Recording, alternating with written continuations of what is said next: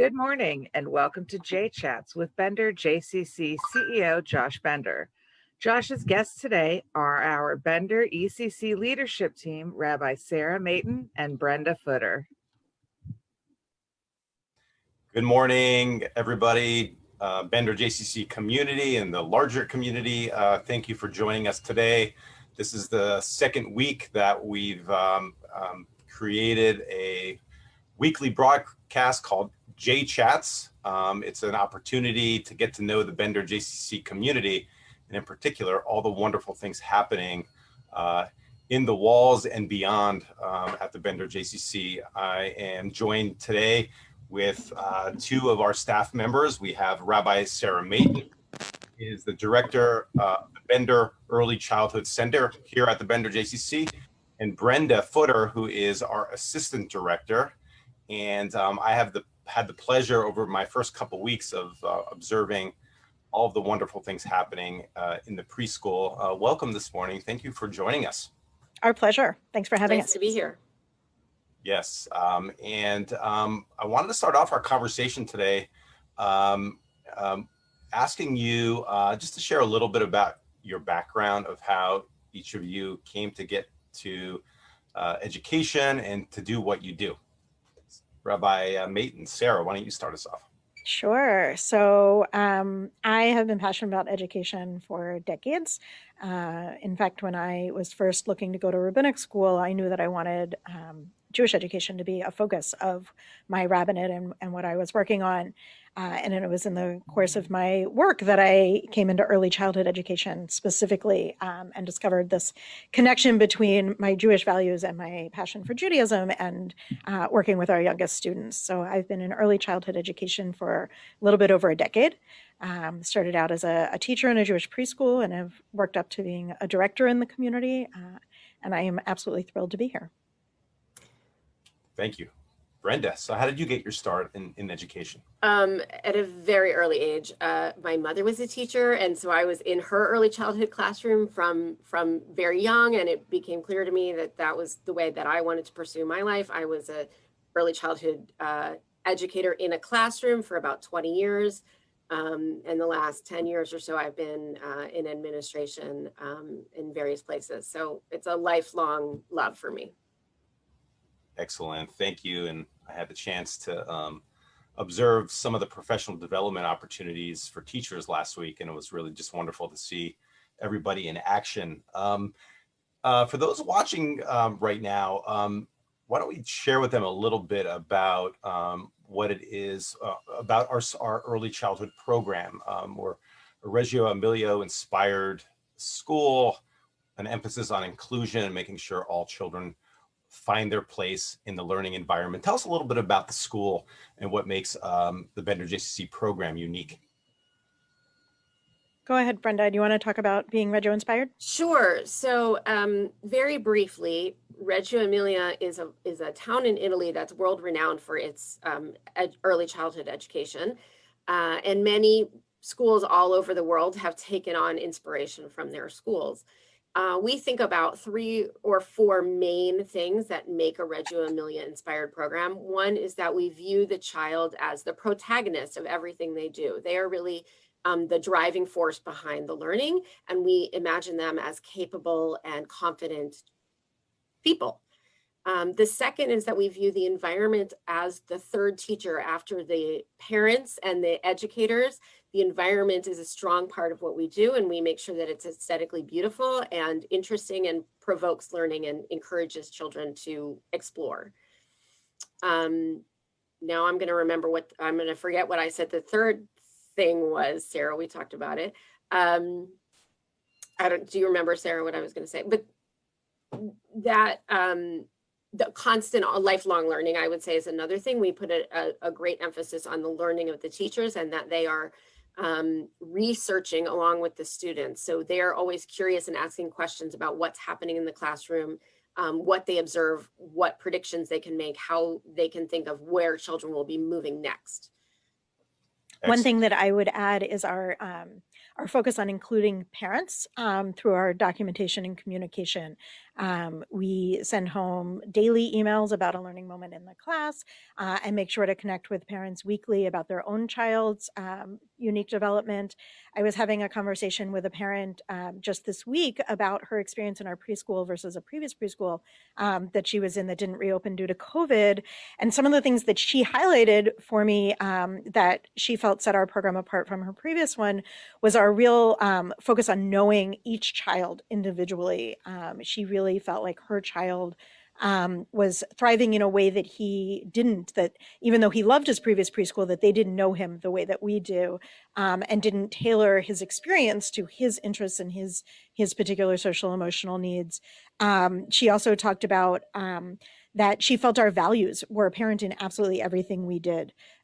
So whether we're explicitly using the language of our values in English or in Hebrew, or the way that we're speaking to and including children and talking to them about the importance of community and respect and inclusion, she felt that our values really shone through in absolutely every aspect of our program, which I was very proud of. Excellent. Kol hakavod. That's really impressive. And I do enjoy seeing the documentation around the building and understanding sort of the emphasis on the learning process versus like the product, you know. Exactly. Absolutely. And, yeah, absolutely. And student centered. The piece, you know, that I've also been really impressed with is, you know, listen, it's everyone knows how incredibly challenging it has been to operate a preschool through the pandemic.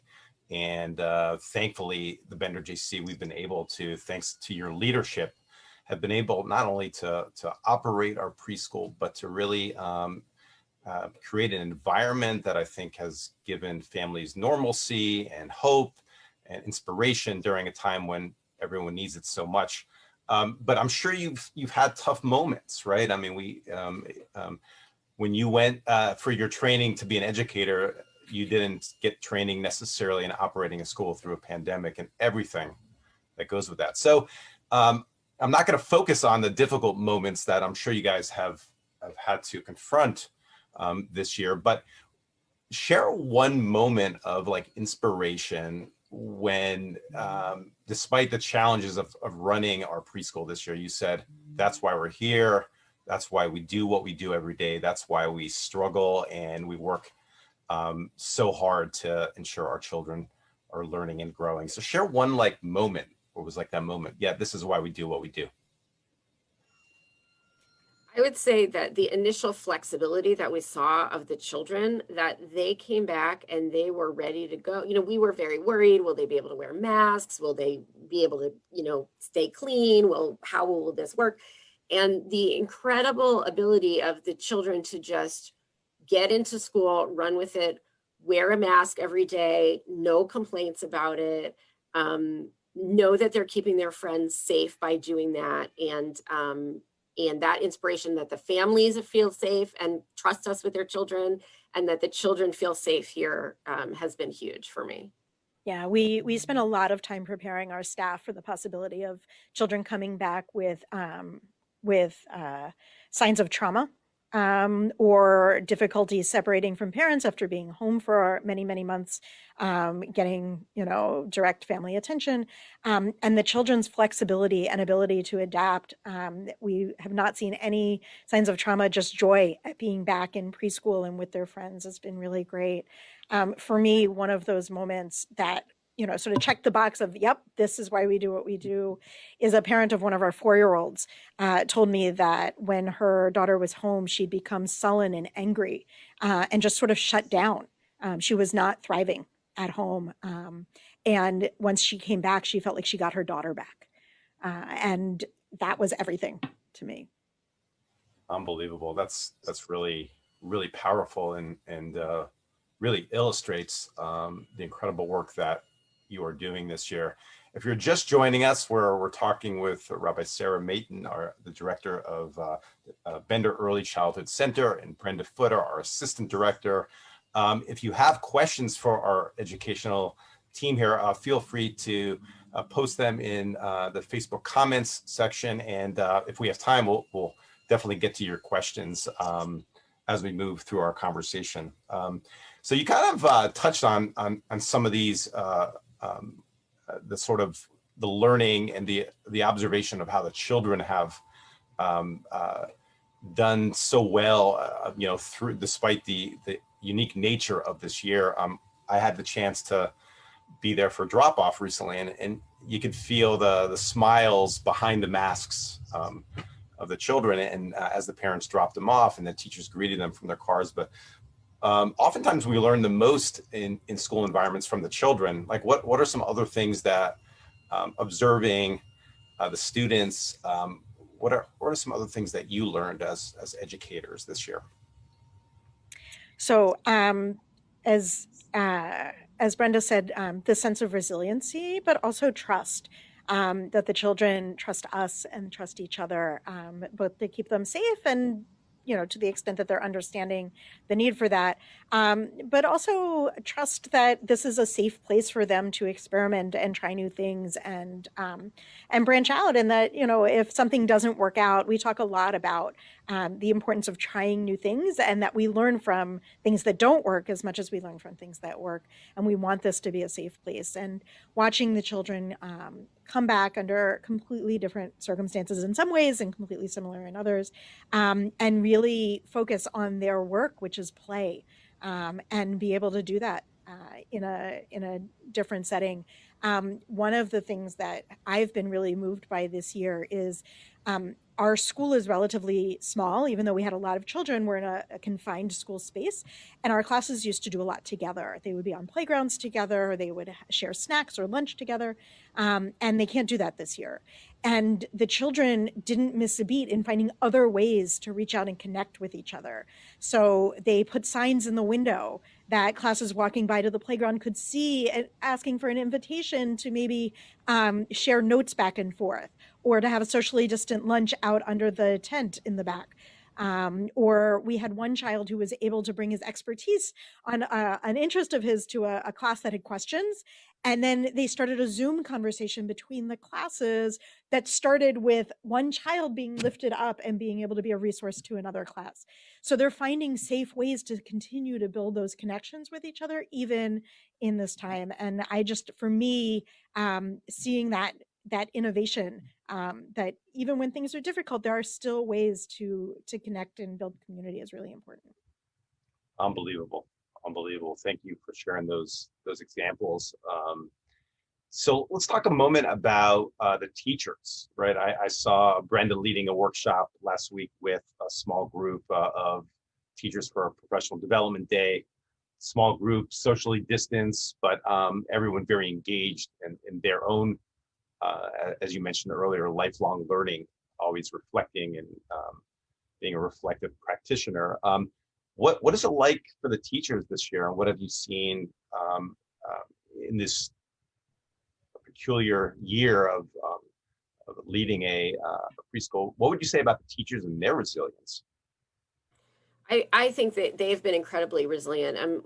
We're a much smaller staff than we were last year, and the group that is here are all people that really made a strong commitment and said, even with this pandemic, we believe in the school, we want to be here, and so they have been absolutely incredibly resilient. And they also, even though we were a school that used to have many professional development meetings during the day, where teachers could get together during the day and learn together, and that's not possible now. They've continued their commitment to learning together. There was a group that during the pandemic started a book club, or while we were it's still a pandemic, but while we were at home before the school reopened,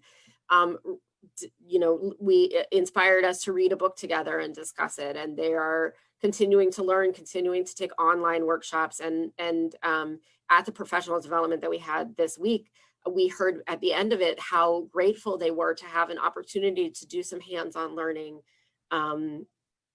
as adults. So they're really still very committed to being professionals. And they are, it's a very different year, and it's very challenging for them in many ways. And they just are in there doing it and full speed ahead. Yeah, amazing.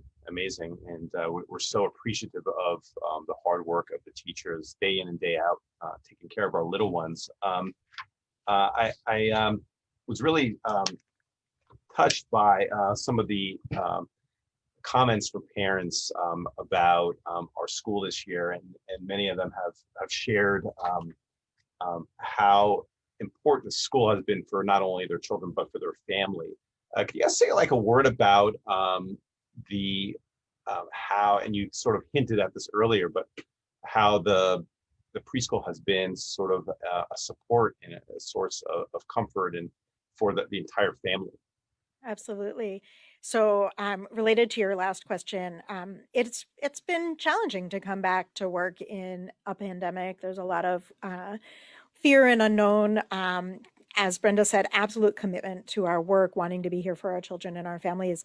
And I think what really keeps us going as a staff is that our families see us and have just been outpouring with their gratitude and really appreciative that we're here for them, for their children. Just being open and being able to provide this sense of normalcy is a huge help to so many of our families and students. And they're definitely partners with us this year in keeping everyone safe and doing everything we can to keep our school open.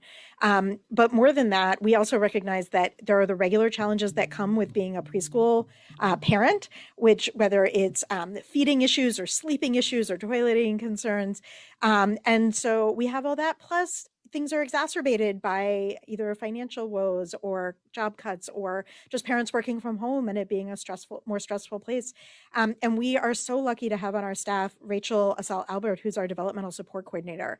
And her job is to make sure that we are meeting each one of our children's developmental and learning needs here in the school.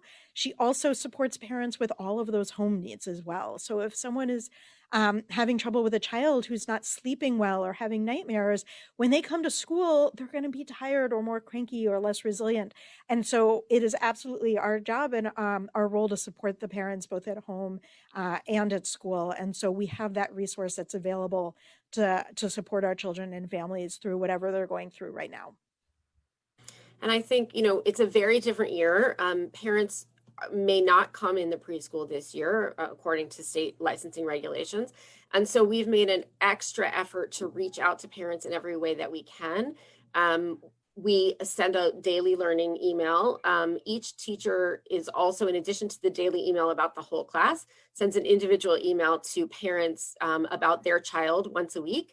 And we have monthly meetings of like a sort of a schmooze Zoom meeting of parents and teachers every month so that they can build that community that they might have built, at drop off and pick up, spending time in the classroom. So we're really trying to eke out every minute that we can connect with them and make sure that they do feel like they know what's happening in our school and that we're partners with them. Great, thank you both. I wanted to share, I shared this with a few people, and I thought it was just a beautiful quote from a parent. Someone had seen some photos on Facebook of our teachers in their professional development workshop. The quote, the comment was, "We are so grateful to the amazing teachers and staff at the Bender JCC preschool. Thank you for keeping our daughter safe, engaged, and so happy every day. Your commitment to enriching our community's children is truly inspiring." I hope both of you feel really good about the success that we have seen in our school this year, and we thank you both for your leadership. For those of you who have tuned in, we've had a great conversation with Rabbi Sarah Meytin, the director of our early childhood program, and Brenda Footer, our assistant director. So the last question before we wrap up, we're heading getting to the end of our time together, and this has been just a great conversation. We're getting ready to kick off, registration for the next school year, believe it or not. And I wonder what are some things going through your mind in terms of planning next year, given what you've learned this year, given the experiences that we've seen this year through the pandemic? So I definitely think that there are some ways that we've made lemonade out of lemons this year, that even if things return more to normal with the vaccine on its way, that we definitely want to hold on to. The ways that we've reached out to parents, as Brenda said, connecting about each individual child regularly, having regular class check-ins where the family can build community and also provide that back and forth feedback between teachers and parents. We want to continue. While Zoom has not been an ideal way for us to have some of our specials like music and Shabbat sing, it has been an incredible way for us to include family members who maybe don't have time during the day to take off to join us for Shabbat, or grandparents who live across the country who might miss a child's birthday celebration in preschool but would love to join in via Zoom. So even if we are able to welcome guests back into the school or have Shabbat in the lobby again, we definitely want to continue using the technology and resources that we have and that we've learned to build a bigger community and to be more inclusive, whether it's of children who can't come back because of medical issues, or like I said, family that may be extended that want to join us but can't get here physically. Absolutely, that technology piece. It will be really interesting to see how we continue to harness the power of technology even beyond the pandemic. If someone's listening out and they're like intrigued by what they're hearing and they want to learn more about our preschool, what is the next step for them? So they can email us at preschool@benderjccgw.org, and we'd be happy to reach out, schedule a tour. We have some open houses coming up. Information is on our website, December 22nd, and then we also have one in January that you can meet all of us online and take a virtual tour of our preschool. So we hope that if we've intrigued you today, we've interested you in finding out more about our program, you'll reach out. We would love to tell you about it. And registration for summer and the school year next year should open in mid to late January. Excellent. Well, thank you both for your time. I know it's hard for you to get away from the students and teachers. We really appreciate your time. And again, thank you for your leadership this year. And it's been a great conversation. Great. Thank you so much for having us, Josh. Thank you so much.